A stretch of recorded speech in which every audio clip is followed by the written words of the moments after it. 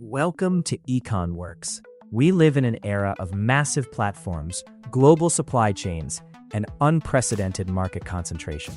But behind every headline about a merger or a legal settlement, there is a deeper mechanical struggle for control.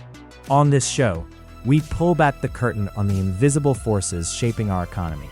We look past the talking points to examine where law, power, and markets actually collide, and how those collisions redefine the world we live in.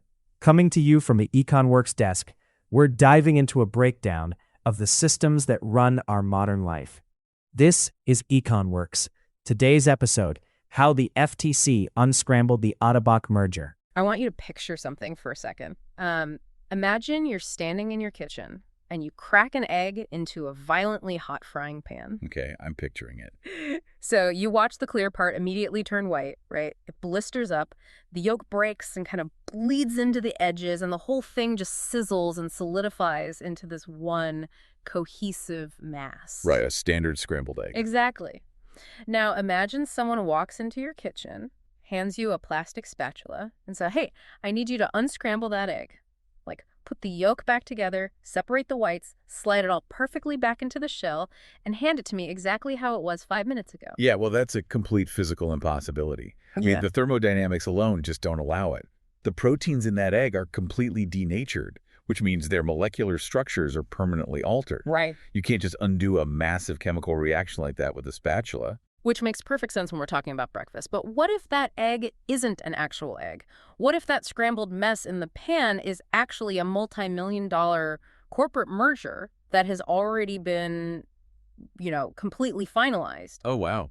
Yeah, that changes things. Right. I mean, the companies have mixed their employees, combined their bank accounts, they've cross-pollinated their intellectual property, integrated their IT systems, and then the federal government shows up and says, unscramble it. Unscramble the egg, yeah. And that becomes one of the most incredibly difficult, just messy, and fascinating bureaucratic nightmares in the entire legal system. I mean, it is antitrust enforcement at its absolute most chaotic. And that is the exact nightmare we are getting into today. Welcome to today's deep dive. We are so thrilled you're joining us. Glad to be here. So today our source material is this brilliant breakdown from the EconWorks blog, published on April 7, 2026, and it's appropriately titled, When the FTC Unscrambles the Eggs.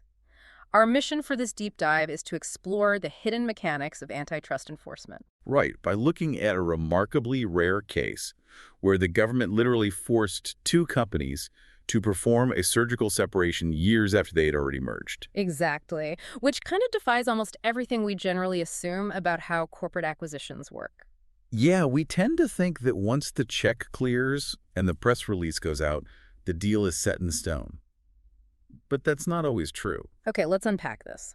We need to set the stage and introduce our main players here. We are looking at a company called Ottobock and another company called Freedom Innovations. Both of which are pioneers in the world of advanced prosthetics. Right. Specifically, they make something called microprocessor prosthetic knees, or MPKs, and these aren't your basic mechanical joints. These are highly advanced pieces of medical technology with, onboard computers making micro adjustments in real time. Truly incredible tech. Yeah. So Ottobock is the heavy hitter here, famous for their Sea Leg series. And Freedom Innovations is their scrappy rival, known for the Playa series. So in September of 2017, Ottobock buys Freedom Innovations. You just buy them outright. Yep. And the craziest part of all of this is that it happened incredibly quietly. It barely made a ripple in the news. Well, there is a very specific structural reason why it flew completely under the radar. When massive corporations merge, when we're talking about multi-billion-dollar deals, they don't just sign a contract and walk away. They can't, right? Right. They are legally required to notify the government beforehand. This is dictated by the Hart-Scott-Rodino Act, or the HSR Act. Think of the HSR Act like a customs declaration at the airport. Okay. If you're bringing in goods worth $1 million, you have to go through the red channel, declare it, and get inspected. But if your goods are under a certain value, you just walk right through the green channel. You just wave your bag and keep walking. Exactly. Yeah. That's the mechanism. The HSR Act has these strict financial thresholds. So if your acquisition falls below those thresholds, it's what antitrust lawyers call a non-notifiable merger. Non-notifiable. Yeah. Because the Ottobock and Freedom Innovations deal wasn't big enough to trigger those financial alarms, Ottobock didn't have to declare anything. The money changed hands, the ink dried, and it was entirely legal for them to integrate those businesses without any formal pre-merger government review. Wow. But then the timeline gets wild. Because just 3 months later, in December 2017, the FTC essentially kicks down the door, flashes its badge, and says, "Stop, we're investigating this." Right. Which immediately made me wonder, how on earth does the government step in after the deal is already done? Like, it's already closed. Well, that speaks to a massive constraint in modern antitrust enforcement. The agencies face two really big hurdles here. First, they have incredibly limited visibility into private deals. Because nobody's telling them about it. Exactly. Because nobody is legally required to tell them about these non-notifiable mergers, the FTC literally just doesn't know they are happening half the time, unless they catch wind of it in the trade press or, say, a competitor complains. Oh. And second, conducting a retrospective investigation, investigating a deal that is already closed, requires just an immense allocation of resources. Yeah, I was trying to wrap my head around just how disruptive a retrospective intervention actually is. I mean, it's not like buying a house and then being told to sell it. It's more like grafting two nervous systems together. That is a great way to put it. Right. You have Freedom software engineers now working on Ottobock's code base. You have Ottobock's sales reps selling Freedom's products under new insurance codes. Joint patents are being filed. How do you even begin to separate that out 3 months down the line? It's a nightmare. Like, which line of code belongs to who? Which company owns the patent filed last week? This raises an important question, though. How does the FTC actually justify building a case against a closed deal when the practical difficulty of untangling that shared DNA is so phenomenally high? Yeah, why even bother? Well, the EconWorks blog points out that the agency has to ruthlessly prioritize. Out of all the non-notifiable mergers that happen every year, they only go after cases where the competitive harm is absolutely glaring. So they're not just fishing around? No, not at all. Only a tiny fraction are ever investigated. Even fewer are formally challenged in court. And a microscopic handful are actually forced to undergo a full structural unwind. So they really aren't going to pull out the legal scalpel unless the patient is in critical condition. Exactly. The FTC isn't going to spend years in litigation burning through millions of dollars in administrative costs unless they are fully convinced that this specific closed deal is actively destroying competition in a way that harms the public. Okay, that brings us to the core of the drama. What was it about the Ottobock and Freedom deal that was so blatantly problematic? Why did this trigger an administrative trial that dragged on from 2018 all the way through 2019? It all came down to one thing. Looking at the sources, the entire war was fought over one conceptual battleground, which is how to define the market. Right, because to prove that a company has a monopoly, you first have to define the boundaries of the game they are playing. Makes sense. If you define the market broadly, a company might only control, say, 10% of it. But if you define the market very narrowly, that same company might control 90%. It's the classic narrow versus broad antitrust debate. Yeah. And figure 3 in our source document actually lays out the two opposing strategies perfectly. Yes, it does. So the FTC took an incredibly narrow view. They argued that the market in this case is strictly limited to microprocessor prosthetic knees, MPKs, and nothing else. Right. In this specific high-tech sandbox, Ottobock and Freedom Innovations are close competitors. In fact, the FTC used the phrase next best alternative, meaning if a clinical prosthetist didn't prescribe the Ottobock C-leg, the very next device they would look at for that specific patient was the Freedom Plie. And by eliminating your closest alternative, you eliminate the very head-to-head friction that keeps prices down and forces companies to innovate. Exactly. But then you have Ottobock's defense. They went for the broad definition. Ottobock argued that the market isn't just MPKs. They said you have to include traditional mechanical knees in this market, too. Which is a huge difference. Yeah. They argued that medical clinics could easily switch between an advanced microprocessor knee and a standard mechanical knee, depending on things like pricing and insurance reimbursement. They even pointed out other competitors like Assert and their Genesis knee. Yeah. So Ottobock's stance was basically, look at all these other options for amputees. The market is huge. Therefore, our little merger isn't a threat to anyone. It is the standard defense playbook in these cases. You broaden the lens of the camera until the alleged monopoly just disappears into the background noise of the wider healthcare economy. Okay, I have to push back here, because when I was reading Ottobock's argument, it actually made intuitive sense to me. Really? How so? Well, a mechanical knee works, right? It functions. It gets a patient out of a wheelchair and walking. So why shouldn't Ottobock be allowed to point to a cheaper mechanical alternative and say, look, that's our competition? I see where you're going. Like, if I say Apple and Samsung have an illegal monopoly on smartphones, but I intentionally ignore the existence of basic $20 flip phones, well, of course they look like a monopoly. Aren't the regulators just artificially shrinking the sandbox to make Ottobock look bad? Okay, I see why the smartphone analogy makes sense intuitively. And honestly, it's the exact narrative Ottobock tried to sell to the administrative law judge. So why didn't it work? Because modern antitrust law doesn't rely on functional intuition.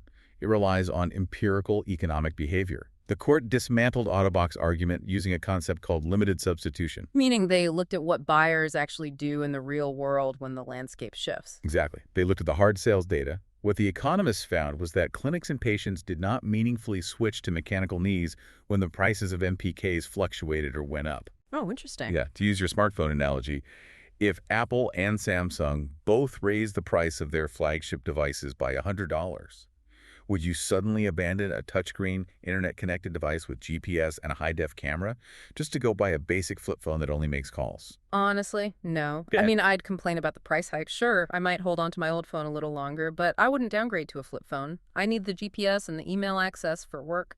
The flip phone just doesn't serve the same function in my daily life. And that behavioral reality is exactly what the FTC measures. In economics, this aligns with something called the hypothetical monopolist test. Okay. They use a framework known as SSNIP. That stands for a small but significant and non-transitory increase in price. SSNIP. So they basically simulate a price hike. Right.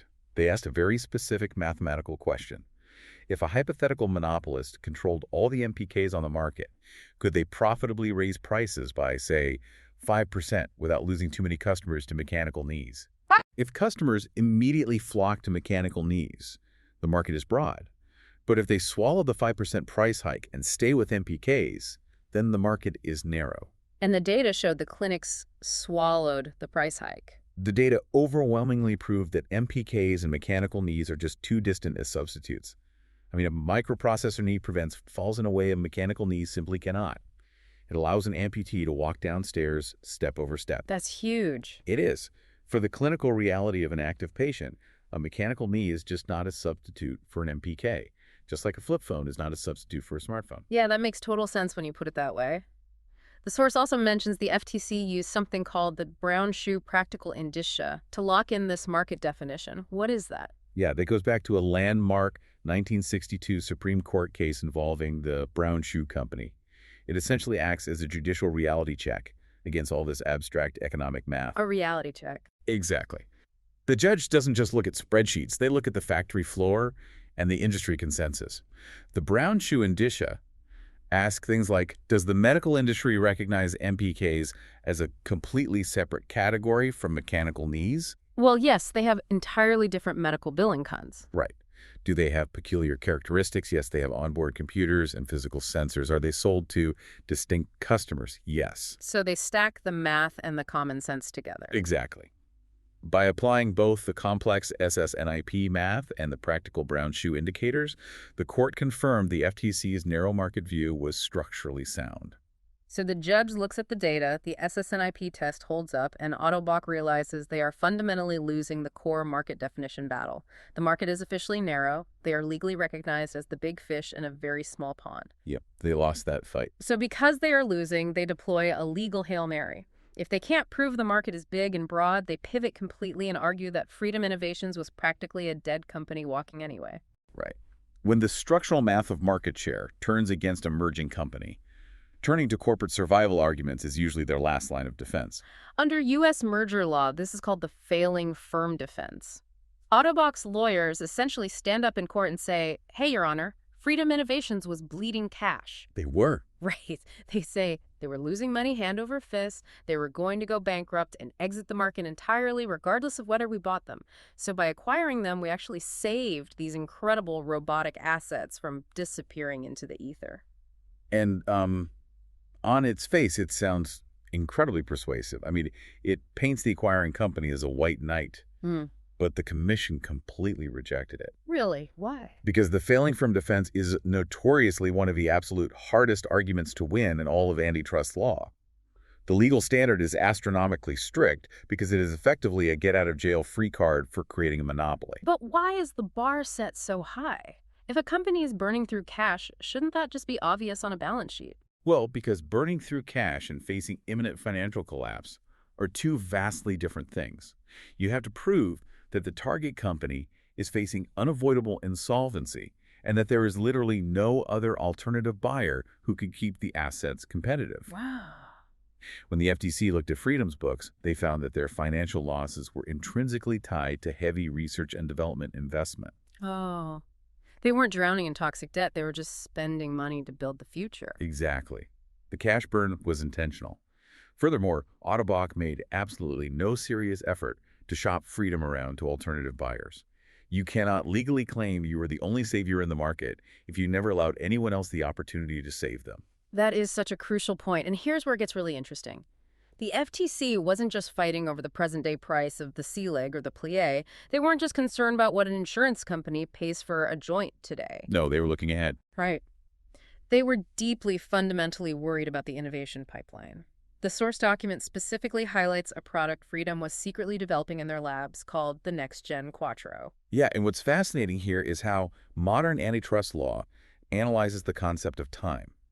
We historically tend to think of monopolies as controlling the present, right? Like jacking up prices on goods that are already on the shelf. Yeah, exactly. But the DOJ and FTC merger guidelines, which were significantly updated in 2023, place a massive emphasis on innovation effects. Modern merger analysis is heavily focused on future product competition and technological rivalry.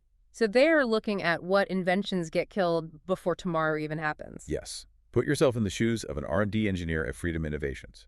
You're dedicating your life to building the Next Gen Quattro, a device specifically designed to steal market share away from Ottobock's flagship sea leg. Nope. Suddenly, Ottobock buys your company. Ottobock now signs your paychecks. What happens to the Quattro? Ottobock has a massive, undeniable financial incentive to slow down that R&D, chronically underfunded, or quietly kill the project entirely. Wow. Yeah, so it doesn't cannibalize the sales of the highly profitable sea leg series they already dominate the market with. Exactly. The chilling effect on the engineers alone would be devastating. And No. why rush to innovate if your biggest rival just bought you out? The FTC stepped in to protect a product that hadn't even fully hit the market yet because they recognized that the fierce, unyielding rivalry between engineers is the actual engine of human progress in medical technology. They are literally policing the future. That is profound. It really is. Okay, so we've reached the end of the administrative trial. The FTC has successfully proven that the market is narrow using the SSNIP test. They've demolished Ottobock's failing firm defense by proving the cash burn was just heavy R&D. And they've established that future innovation is at severe risk. Which leads to the final act. Right. Now comes the final act, and honestly the most grueling part, the physical unscrambling of the egg. Yeah. This is a transition from elegant, theoretical, legal arguments in a courtroom to the messy, agonizing physical reality of corporate division. Let's look at the timeline. In 2020, the court hands down its final decision, ordering a structural remedy, a full divestiture. Reaching. Ottobock is legally forced to carve out Freedom's entire MPK business and get rid of it.